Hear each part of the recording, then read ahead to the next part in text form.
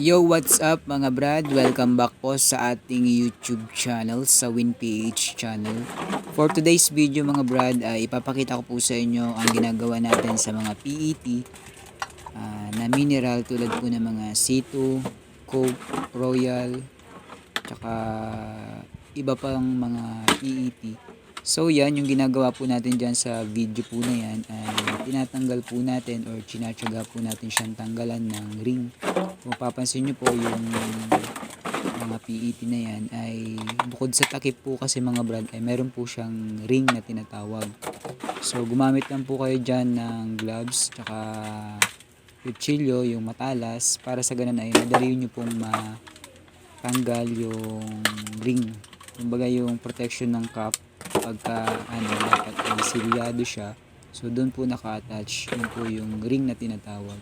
So aside sa cup ay binibili din po yan ng junk shop bilang C-back. Ang classification po niyan ay HDPE. Kumbaga ay iba po sa mineral o PET. So dapat yan ay ibinubukod po ninyo based sa kanilang classification. Kaya ang ginagawa po natin dyan ngayong araw po na to ay tinatsaga po natin pa isa-isa, at kung may mga kasamahan po kayo na pwedeng magtanggal yan, mas maganda para sa ganun ay yung oras po ninyo ay hindi po nakakababad dyan sa ganyan. Pero dito sa video na to ay pinapakita ko lamang po sa inyo yung ginagawa po natin sa mga plastic para mas tumaas po yung price. Kasi kung iisipin po ninyo, pag dinala po ninyong ganyan yung plastic na yan ay ang kilo po nun ay magiging PET lang mga bro. Pero kung iisipin, pag tinanggal nyo po yung takip, nilinis po ninyo, tatanggalin nyo po yung ring na nasaan yan, ay madali po ninyong makaklasify. Tsaka tataas pa po yung price. So all you need to do ay dapat may protection lang po kayo sa kamay kasi baka dumulas yung kutsilyo. Tsaka dapat defensive po yung pag slice nung ring na yan, malayo sa atin sa kamay natin. So yan, kailangan nyo lang po dyan na gawin ay kumuha po kayo ng extrang sako para sa PET o sa mineral bottle, tsaka yung tinatanggal po natin na ring, tsaka yung mga takip, magkakasama na po yan dyan.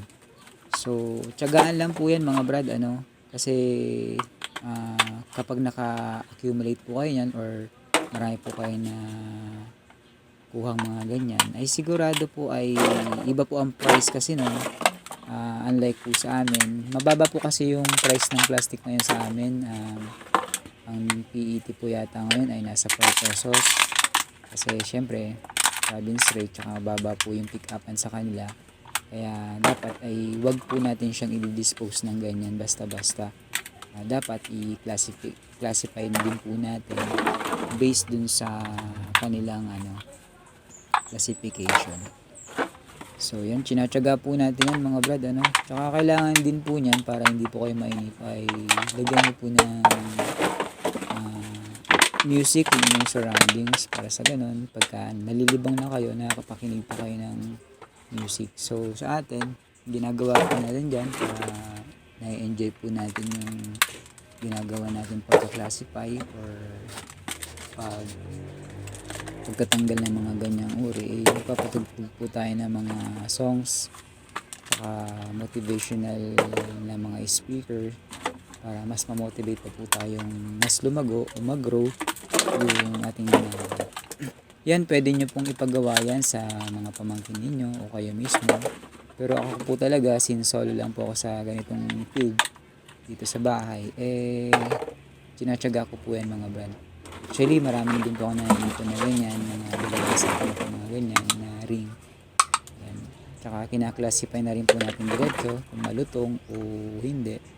So, ganyan lang po yung gawin ninyo, dire-diretso nyo lang po yung paggawa ng mga ganyan. Para sa ganun ay hindi nyo po namamalayan para din po kayo nag-aalkansya. Bakit po? Isipin po ninyo, galing lang po yun sa basura. Bukod sa marangal na, nakakalibang pa po siyang gawin. Nakakatulong na rin po tayo sa tinatawag na kapaligiran kasi matagal po yung matunaw ng mga plastic na yan. kahit ilibing nyo po yan or ibaon nyo po sa lupa at nabungkal po ulit, ay ganun pa rin po yung napakatagal niyang matunaw.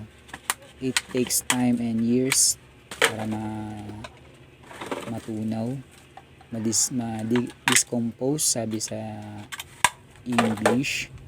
So yan, nakakatulong na po kayo na mag-recycle. Tsaka nasa sa inyo din po mga brad kung halimbawa mayroon po kayong mga idea on how to recycle those PET bottles, ay mas mainam po. Actually kahit yung mga takip niyan pwede nyong pagdikit-dikitin, makakagawa na rin po kayo ng doormat, ayan, mga patungan. Yan, nasa sa inyo na lang po yun kung paano po siya gagawin or i-execute. Sa atin po kasi ay dinadala po natin talaga to sa junk shop.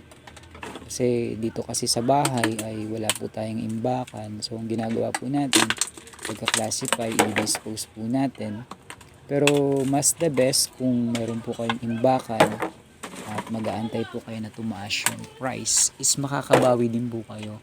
Kaya kailangan nyo rin pong gawin ay mag-canvas din po kayo kung saan mas mataas. Halimbawa 3 junk shop, magtatanong po kayo doon kung nasa magkano po ang PET sa kanila, tsaka yung seaback na plastic, para sa ganun ay halimbawa dun sa kabila ay 3 pesos, dun sa kabila naman po 4 pesos, dun sa kabila naman po 5 pesos. So doon po kayo magdadala sa 5 pesos.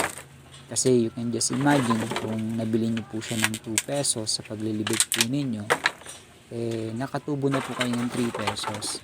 Kasi halos po kasi lahat mga brad ay mahal na. Kung kayo po ay nagagasolina, kung kayo po ay kung bike lang, nakakapagod din naman po maglibig talaga. So yan po yung the best or tips na pwede nyo pong gawin along the way, just in case na maka-encounter po kayo ng ganyang uri ng mga plastic. Very helpful po siya, no, kasi talagang makakatulong na rin po tayo sa mother nature. Aside from that, nalilibang na po tayo, tsaka yung mindset natin bilang entrepreneur is nadidevelop po sa ganyang paraan. Maraming salamat po mga brad, sana ay nagustuhan nyo po yung ating content ngayon. At pwede nyo rin po siyang gawin sa inyong lugar, sa inyong oras o free time. At least kung may trabaho po kayo, kung nasa bahay po, at least meron po kayong malilibang na pwede nyo po siyang subukan. Sa akin po kasi very stress reliever din po yan. Kasi kung halimbawa nakikinig ka ng mga podcast, mga halimbawa tungkol sa mga worship natin, meron po tayong mga ginagawa. Kumbaga nakikinig na tayo, nalilibang pa po tayo dun sa ginagawa natin, saka nai-enjoy po natin. Sayang din po kasi yung oras kung itatambay lang din po natin. So humanap po tayo ng mga paglilibangan na worth it naman po sa magkakapon. Tsaka although kahit mababa, huwag na natin tignan yung price. Ang tignan po natin doon kung magiging valuables yung ating mga oras. Maraming salamat po sa suporta mga brad. Sana ay tapusin po ninyo yung video. At kahit po sa ganyang paraan ay makakatulong na rin po sa inyo. Maraming pong salamat. Salamat po.